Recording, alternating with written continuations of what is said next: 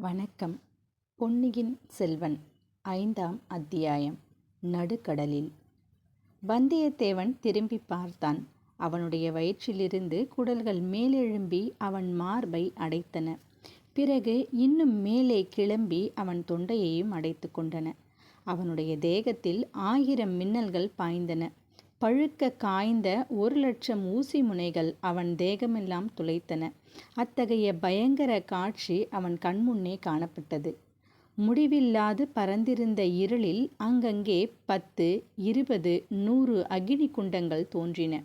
அவற்றிலிருந்து புகை இல்லை, வெளிச்சமும் இல்லை. கீழே விறகு போட்டு எரித்து உண்டாகும் தீப்பிழம்புகளும் அல்ல, வெறும் நெருப்பு பிண்டங்கள். பூமியிலிருந்து எப்படியோ எழுந்து அவை நின்றன. திடீரென்று அவற்றில் சில பிண்டங்கள் மறைந்தன. வேறு சில தீப்பிண்டங்கள் புதிதாக எழுந்து நின்றன. ஒரு பிரம்மாண்டமான கரிய இருள் நிறங்கொண்ட ராட்சதன், தனியாக தலை ஒன்று இல்லாமல் வயிற்றிலேயே வாய்க்கொண்ட கபந்தனை போன்ற ராட்சசன். ஆனால் அவன் வயிற்றில் ஒரு வாயல்ல, அநேக வாய்கள். அந்த வாய்களை அவன் அடிக்கடி திறந்து மூடினான். திறக்கும்போது வயிற்றிலிருந்து தீயின் ஜுவாலை வாய்களின் வழியாக வெளியே வந்தது. மூடும்போது மறைந்தது.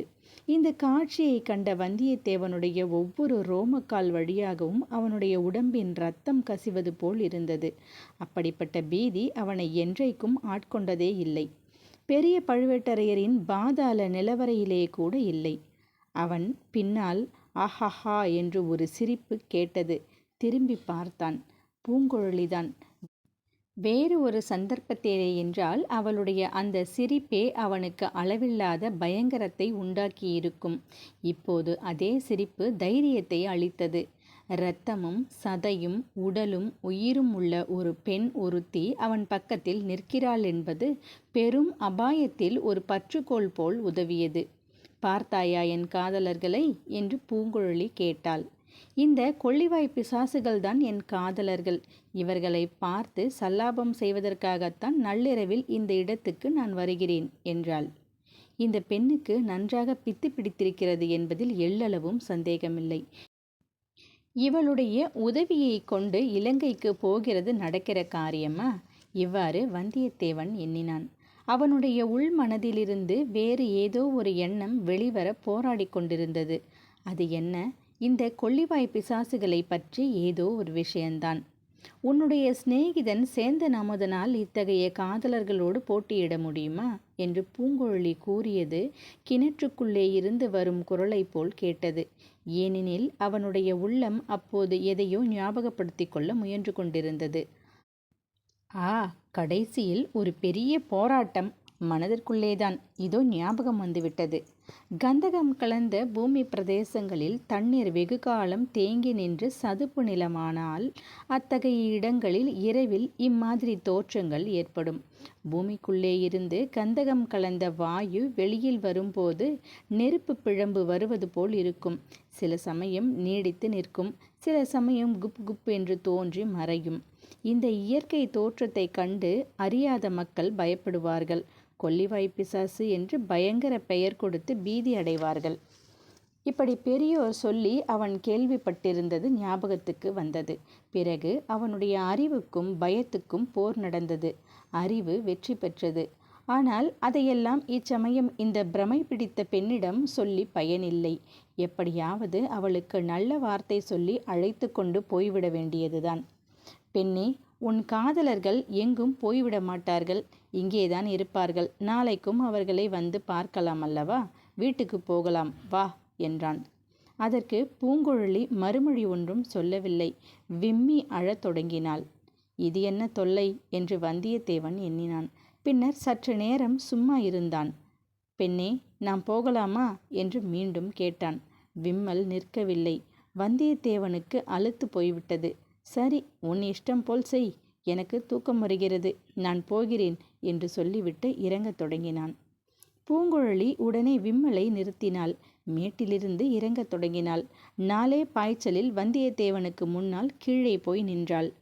வந்தியத்தேவன் ஓடிப்போய் அவளை பிடித்தான். இருவரும் கலங்கரை விளக்கை நோக்கி நடக்கத் தொடங்கினார்கள்.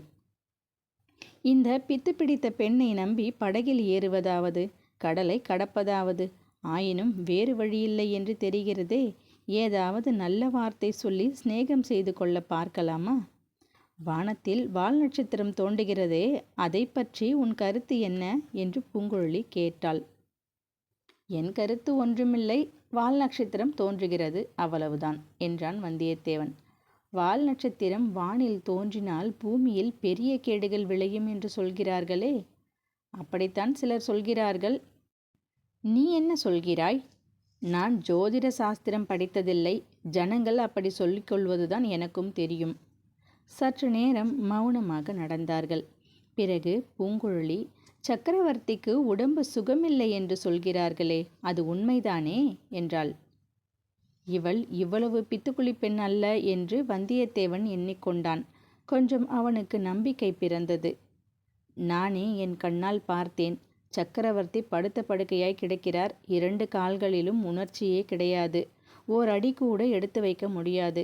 அவரை குணப்படுத்த மூலிகை கொண்டு வரத்தானே நான் வந்திருக்கிறேன். பெண்ணே, எனக்கு நீ ஒரு உதவி செய்வாயா என்று கேட்டான்.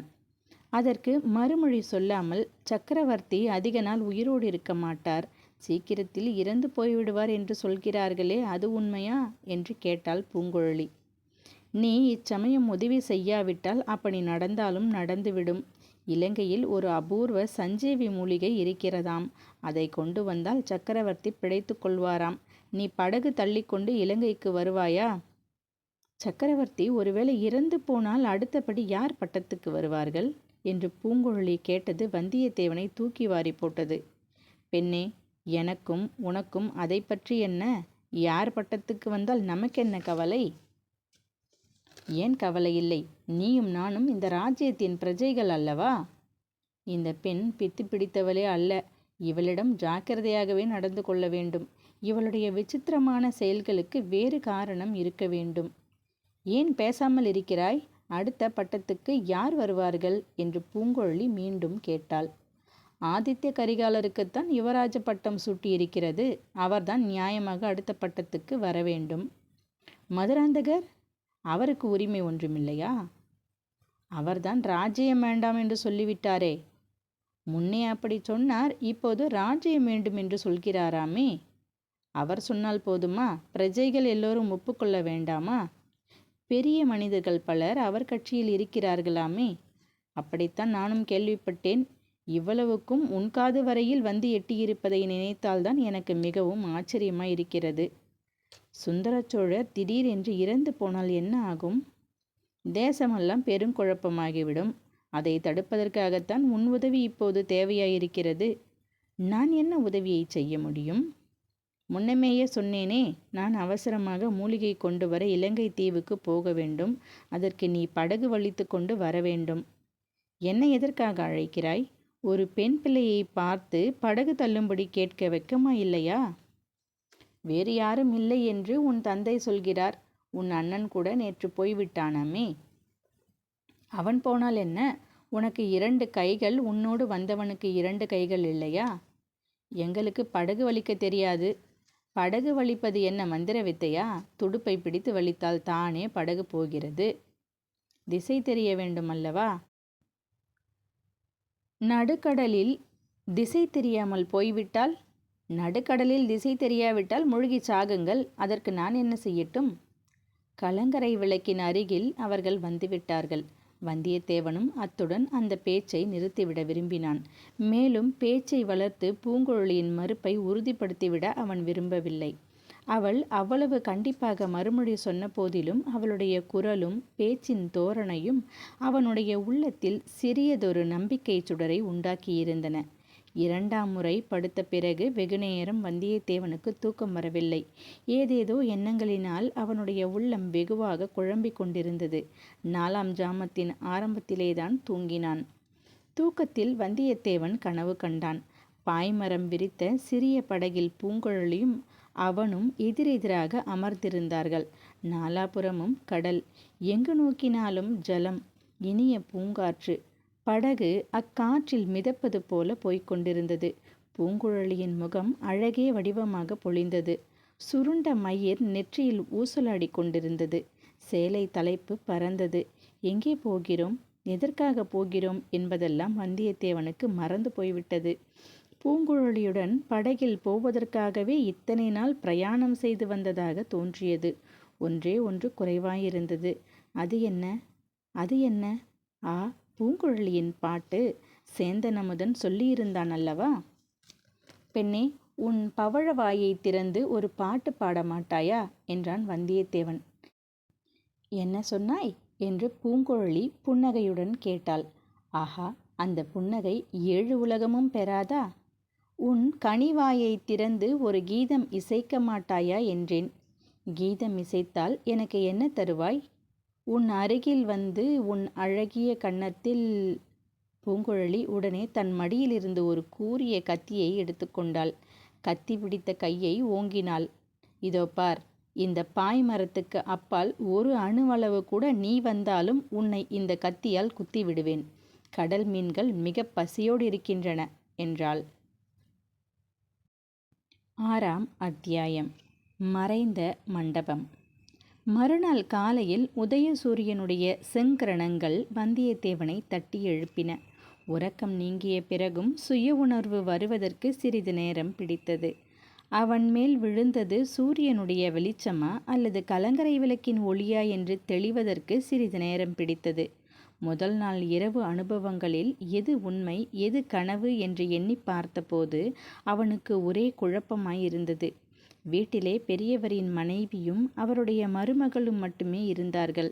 பெரியவர் குழகர் கோயிலுக்கு புஷ்ப கைங்கரியம் செய்வதற்காக போயிருப்பதாக அவர்கள் சொன்னார்கள். பூங்குழலியை பற்றி அவர்களிடம் விசாரிக்க அவனுக்கு தைரியம் வரவில்லை. அவர்கள் அளித்த காலை உணவை அருந்திவிட்டு சுற்றும் முற்றும் கண்களை செலுத்தி தேடி பார்த்தான். பூங்குழலி எங்கும் அகப்படவில்லை. ஆலயத்துக்கு போய் பார்க்கலாம் என்று போனான். அங்கே அவள் தந்தை இருந்தார். கோயிலை சுற்றியிருந்த மரங்களிலிருந்து பூஜைக்குரிய புஷ்பங்களை கொய்து கொண்டிருந்தார். மலர்களை தொடுத்து மாலையாக்குவதற்கு சில நாள் பூங்குழலி வருவதுண்டு என்றும், ஆனால் இன்றைக்கு வரவில்லை என்றும் கூறினார். எங்கேயாவது காட்டில் மான்களை துரத்தி கொண்டிருப்பாள் அல்லது கடற்கரையோடு திரிந்து கொண்டிருப்பாள். அவளை தேடி பிடித்து கேட்டுப்பார் என்றார். தம்பி, ஒரு விஷயத்தில் ஜாக்கிரதையாய் இரு. அவள் பொல்லாதவள். தப்பர்த்தம் செய்து கொள்ளும்படியாக அவளிடம் ஏதாவது சொல்லிவிடாதே. காவியங்களில் படித்திருப்பதை நினைத்து கொண்டு சிருங்கார ரசத்தில் இறங்கிவிடாதே. உடனே பத்ரகாளியாக மாறிவிடுவாள். அப்புறம் உன் உயிர் உன்னுடையது அல்ல என்று எச்சரிக்கை செய்தார் பெரியவர். முதல் நாள் கனவை நினைத்து கொண்டு வந்தியத்தேவன் உடல் சிலிர்த்தான். பிறகு காட்டிற்குள் பூங்குழலியை தேடிக்கொண்டு போனான். காட்டிலே எங்கே என்று தேடுவது? சிறிது நேரத்துக்கெல்லாம் அவனுக்கு அலுத்து போய்விட்டது. காட்டிலிருந்து வெளியேறினால் போதும் என்று ஆகிவிட்டது. வெளியேறிய பின்னர் கடற்கரையை நோக்கி சென்றான். கடற்கரையோடு நீண்ட தூரம் அலைந்தும் பலனொன்றும் இல்லை. பூங்குழலியை காணவில்லை. எப்படியும் மத்தியான சாப்பாட்டுக்கு வீட்டுக்கு வருவாள் அல்லவா, அங்கு பார்த்து கொள்ளலாம் என்று திரும்பினான். திடீரென்று ஒரு எண்ணம் தோன்றியது. அலையும் ஆட்டமும் அதிகமில்லாமல் அமைதியாயிருந்த அந்த கடலில் இறங்கி குளிக்க வேண்டும் என்ற ஆசை உண்டாயிற்று. இந்த பக்கத்தில் கடலின் ஆழம் அதிகம் இல்லை என்று முன்னமே கேள்விப்பட்டதுண்டு. முதல் நாள் மாலையில் பூங்குழலியும் சொல்லியிருக்கிறாள். பின்னே இறங்கி குளிப்பதற்கு என்ன தடை? கடல் விஷயத்தில் அவனுக்கிருந்த பயத்தை போக்கிக் கொள்வதும் அவசியம். படகிலும் கப்பலிலும் ஏறி பிரயாணம் செய்ய வேண்டிய அவசியம் நேர்ந்திருக்கிறது. கடலை கண்டு பயப்பட்டால் முடியுமா? அந்த பயத்தை போக்கிக் கொண்டே ஆக வேண்டும். இடுப்பை சுற்றி கட்டியிருந்த சுருள் துணியையும் கத்தியையும் எடுத்து கடற்கரையில் வைத்துவிட்டு கடலில் இறங்கினான். மெல்ல மெல்ல ஜாக்கிரதையாய் காலை எடுத்து வைத்து நடந்தான். போக போக முழங்கால் அளவு ஜலத்துக்கு மேல் இல்லை. சிறிய அலைகள் வந்து மோதிய போது ஜலம் இடுப்பளவுக்கு வந்தது. இதற்கு மேலே இல்லை. அழகான சமுத்திரம் இது.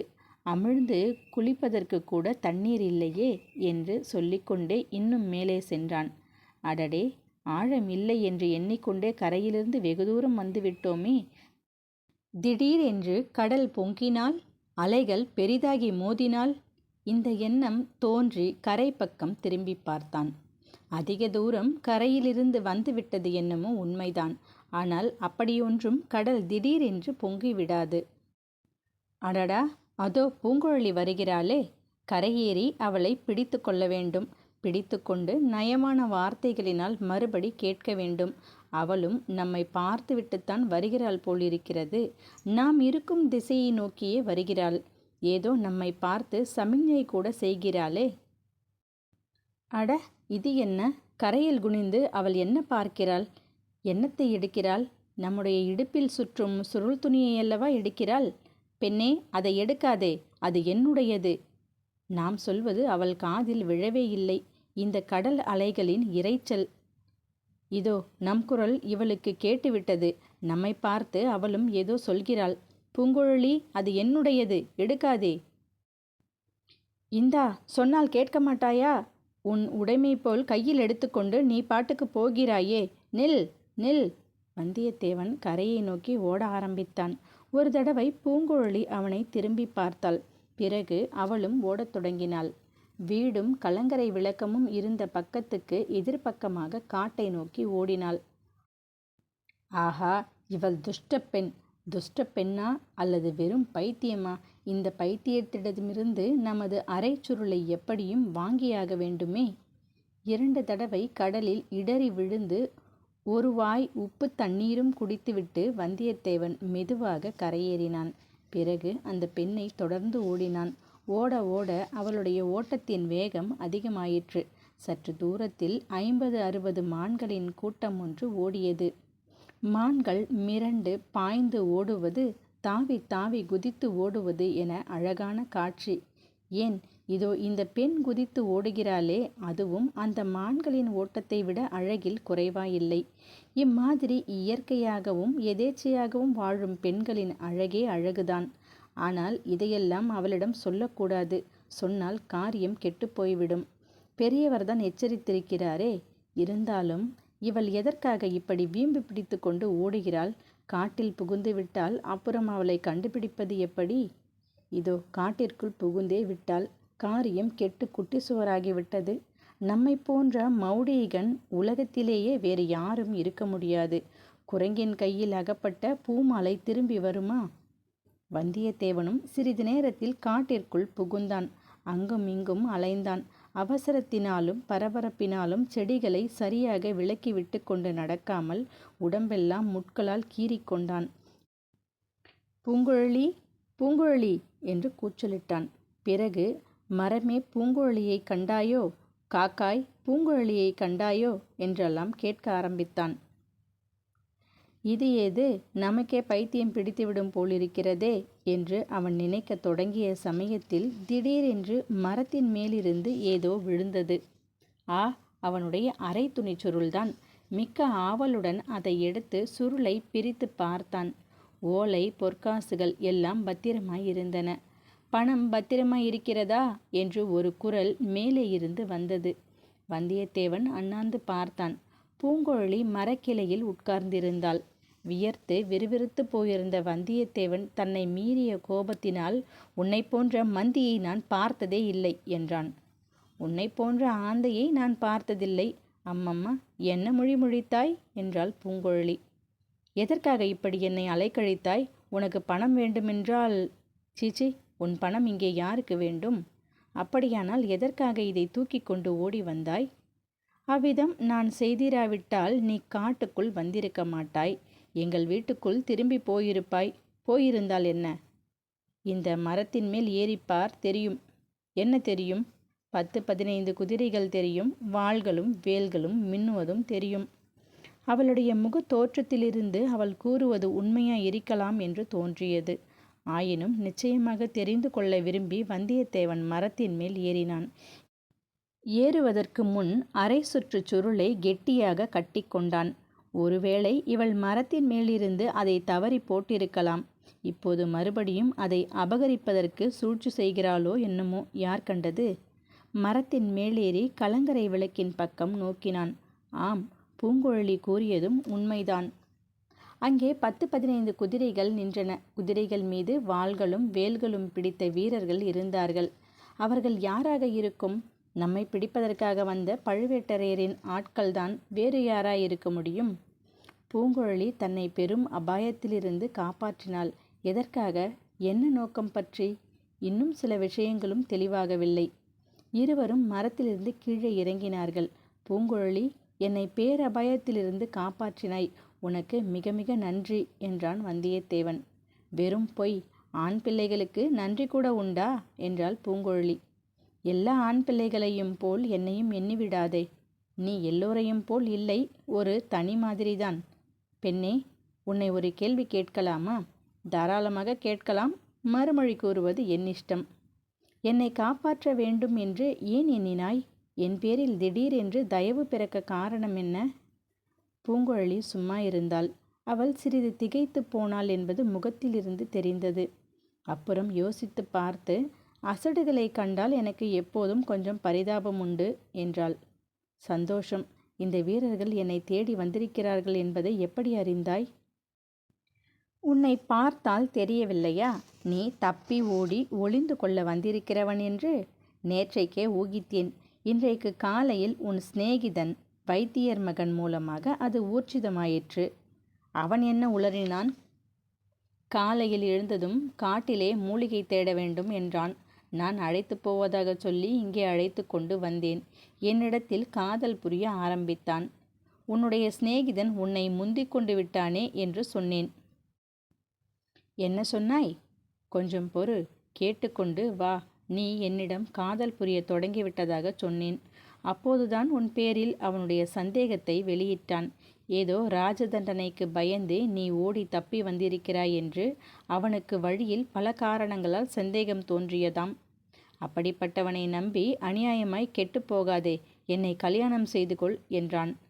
ரொம்ப அவசரப்படுகிறாயே, பெரியவர்களை கேட்க வேண்டாமா என்றேன். பழந்தமிழ் மரபையொட்டி களவு மனம் புரிந்து கொள்வோம் என்று உன் அழகான சிநேகிதன் சொன்னான். எப்படி இருக்கிறது கதை? அட சண்டால பாவி என்று கத்தினான் வந்தியத்தேவன். இதற்குள்ளே குதிரைகள் வரும் சத்தம் கேட்டது. நான் மரத்தின் மேல் ஏறி பார்க்கச் சொன்னேன். மரத்தின் மேலே நின்று பார்த்தபோது அவனுடைய கால்கள் வெடவெடவென்று நடுங்கியதை நினைத்தால் இப்போதும் எனக்கு சிரிப்பு வருகிறது என்று சொல்லிவிட்டு பூங்குழலி சிரித்தாள். விளையாட்டு இருக்கட்டும், அப்புறம் என்ன நடந்தது?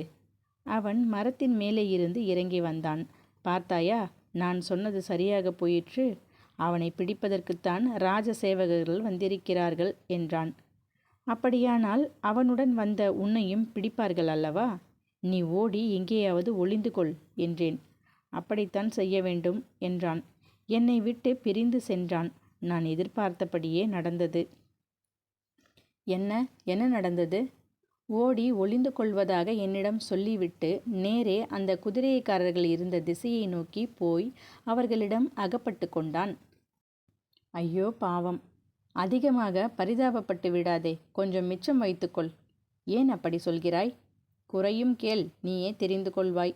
அவர்களிடம் நேரே போனான். அவர்கள் இவனை அதிசயத்துடன் பார்த்தார்கள். உற்று உற்று பார்த்து ஒருவரோடொருவர் இரகசியமாய் பேசிக்கொண்டார்கள். நீங்கள் யார் என்று இவன் கேட்டான். நாங்கள் வேட்டைக்காரர்கள், மான் வேட்டையாட வந்திருக்கிறோம் என்று அவர்களில் ஒருவன் சொன்னான். இல்லை, நீங்கள் என்ன வேட்டையாட வந்திருக்கிறீர்கள் என்று எனக்கு தெரியும் என்றான் இவன். அவர்கள் இன்னும் வியப்படைந்து இவனை தூண்டிவிட்டார்கள். வந்தியத்தேவனை தேடிக்கொண்டு வந்திருக்கிறீர்கள்.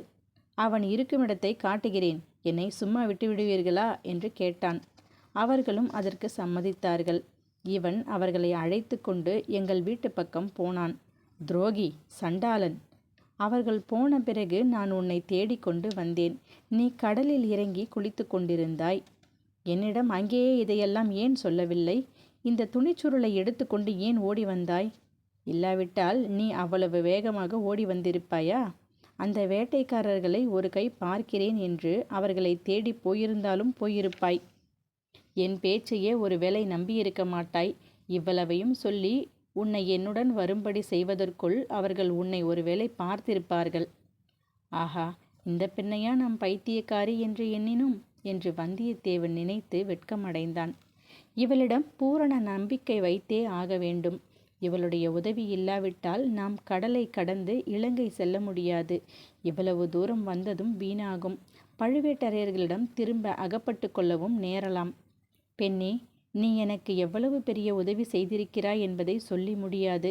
மிச்ச உதவியையும் நீதான் செய்ய வேண்டும். என்ன செய்ய வேண்டும் என்கிறாய் என்று கேட்டாள். என் சிநேகிதனுடைய லட்சணத்தை பார்த்து விட்டாய் அல்லவா? அவனை நம்பி பயனில்லை என்று தெரிந்து கொண்டாய் அல்லவா? நீதான் படகு வலித்து வந்து என்னை இலங்கையில் சேர்ப்பிக்க வேண்டும். பூங்குழலி மௌனமாயிருந்தாள். நான் தப்பு காரியம் எதுவும் செய்யக்கூடியவன் அல்ல என்று உனக்கு நம்பிக்கை ஏற்படுகிறதா? பெண்ணே, இலங்கைக்கு மிக முக்கியமான காரியமாக நான் உடனே போய் தீர வேண்டும். இந்த உதவி நீ எனக்கு அவசியம் செய்தே ஆக வேண்டும். செய்தால் எனக்கு என்ன தருவாய் என்று பூங்குழலி கேட்டாள். அவளுடைய முகத்தில் முதலாக நாணத்தின் அறிகுறி தென்பட்டது. கன்னங்கள் குழிந்தன. அவளுடைய முகத்தின் அழகு பன்மடங்கு அதிகமாகி சுடர்விட்டு ஒளிர்ந்தது. முதல் நாள் இரவு கண்ட கனவில் இதே மாதிரி அவள் கேட்டது வந்தியத்தேவனுக்கு நினைவுக்கு வந்தது. அதே வார்த்தைகள் மறுபடியும் அவன் நாவில் வருவதற்காக துடித்தன. பல்லினால் நாவை கடித்து கொண்டு அந்த வார்த்தையை வராமல் நிறுத்தினான். பெண்ணே, இந்த உதவி நீ எனக்கு செய்தால் உயிர் உள்ள அளவும் மறக்க மாட்டேன். என்றென்றும் நன்றி செலுத்துவேன். உனக்கு நான் இதற்கு பிரதியாக செய்யக்கூடியது எதுவும் இருப்பதாக தெரியவில்லை. நீ ஏதாவது செய்யும்படி சொன்னால் கட்டாயம் செய்வேன். பூங்குழலி சிந்தனையில் ஆழ்ந்தாள். சொல்ல எண்ணியதை சொல்லலாமா வேண்டாமா என்று தயங்கியதைப் போல் காணப்பட்டது. என்னால் உனக்கு ஆகக்கூடிய பிரதி உதவி ஏதேனும் இருந்தால் சொல், நிச்சயம் செய்கிறேன். இது சத்தியமான வார்த்தைதானா? சத்தியம், சத்தியம். அப்படியானால் சமயம் வரும்போது சொல்கிறேன். அப்போது மறந்துவிட மாட்டாயே? ஒரு நாளும் மறக்க மாட்டேன். நீ எப்போது பிரதி உதவி கேட்பாய் என்று காத்திருப்பேன். பூங்குழலி மீண்டும் சிறிது நேரம் சிந்தனை வயப்பட்டிருந்தாள். சரி, என்னுடன் வா. இந்த காட்டில் ஓரிடத்துக்கு உன்னை நான் அழைத்து போகிறேன். அங்கே இன்று பொழுது சாயும் வரையில் நீ இருக்க வேண்டும். பட்டினியாகத்தான் இருக்க வேண்டும். அதை பற்றி கவலையில்லை. காலையில் உன் அண்ணி பழைய சோறு போட்டாள். அவளுடைய வயிற்றெரிச்சலை கிளப்புவதற்காகவே அதிகமாக சாப்பிட்டேன். இனி ராத்திரி வரையில் சாப்பாடு தேவையில்லை. ராத்திரி கூட சாப்பாடு கிடைக்கிறதோ என்னமோ. கையில் கொஞ்சம் எடுத்து வர பார்க்கிறேன். நான் சொல்லும் இடத்தில் இருட்டும் வரை நீ இருக்க வேண்டும். இருட்டிய பிறகு நான் திரும்ப வந்து ஒரு சத்தம் செய்வேன்.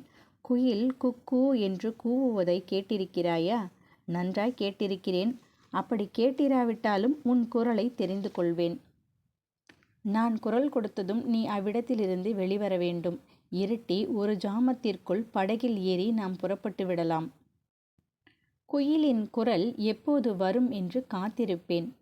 காட்டின் மத்தியில் மணல் மேடையிட்டிருந்த ஓரிடத்துக்கு பூங்குழலி வந்தியத்தேவனை அழைத்து போனாள். மேட்டின் மறுபக்கத்தில் மரஞ்செடி கொடிகள் மற்ற இடத்தை விட அதிக நெருக்கமாயிருந்தன. அவற்றை லாவகமாக கையினால் விலக்கி கொண்டு ஒரு மரத்தின் வழியாக பள்ளத்தில் இறங்கினாள். வந்தியத்தேவனும் அவளை பின்பற்றி இறங்கினான். அங்கே ஒரு பழைய மண்டபத்தின் மேல் விளிம்பு காணப்பட்டது. இன்னும் உற்று பார்த்ததில் இருளடைந்த மண்டபத்தின் இரு தூண்களும் தெரிந்தன. இவை எல்லாவற்றையும் மரங்களும் செடி கொடிகளும் மறைத்திருந்தன.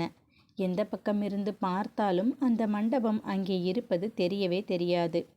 இந்த மண்டபத்தில் ஒரு சிறுத்தை குடியிருந்தது. அது போன பிறகு நான் இதில் இருக்கிறேன். என்னுடைய சொந்த தனி வீடாக வைத்து கொண்டிருக்கிறேன். மனிதர்களை காண பிடிக்காத போது இவ்விடத்துக்கு நான் வந்துவிடுவது வழக்கம். சட்டியில் தண்ணீர் இருக்கிறது. இன்று பகலெல்லாம் இங்கேயே இரு. நாலாபுறமும் மனிதர்கள் குரல் கேட்டாலும் குதிரைகள் ஓடும் சப்தம் கேட்டாலும் வேறு என்ன தடபுடல் நடந்தாலும் நீ வெளியில் தலை காட்ட வேண்டாம். மேட்டின் மேல் ஏறி பார்க்க வேண்டாம் என்று பூங்குழலி கூறினாள். இருட்டிய பிறகும் இங்கேயே இருக்கச் சொல்கிறாயா? காட்டு மிருகம், புலி, சிறுத்தை ஏதாவது வந்தால் என்று வந்தியத்தேவன் கேட்டான். புலி, சிறுத்தை இங்கே ஒன்றும் இப்போது இல்லை. வந்தால் நரியும் காட்டுப்பன்றியும் வரும். நரிக்கும் பன்றிக்கும் பயப்பட மாட்டாயே? பயம் ஒன்றுமில்லை. இருட்டில் வந்து மேலே விழுந்தால் என்ன செய்வது? கையில் வேல் கூட இல்லை. வீட்டில் வைத்து விட்டேன். இந்த ஆயுதத்தை வைத்துக்கொள் என்று பூங்குழலி மண்டபத்தில் கிடந்த ஒரு ஆயுதத்தை எடுத்து கொடுத்தாள். அது ஒரு விசித்திரமான ஆயுதம். இருபுறமும் வாள் போல் கூர்கூரான முட்கள் இருந்தன. முட்கள் இரும்பை விட கெட்டியாயிருந்தன. இந்திரனுடைய வஜ்ராயுதம் இப்படித்தான் இருந்திருக்கும் போலும். இது என்ன ஆயுதம்? எதனால் செய்தது என்று வந்தியத்தேவன் கேட்டான். இது ஒரு மீனின் வால். இந்த மண்டபத்தில் குடியிருந்த சிறுத்தை என் மீது பாய வந்த போது இதனால் அடித்துத்தான் அதை கொன்றேன் என்றாள் பூங்குழலி.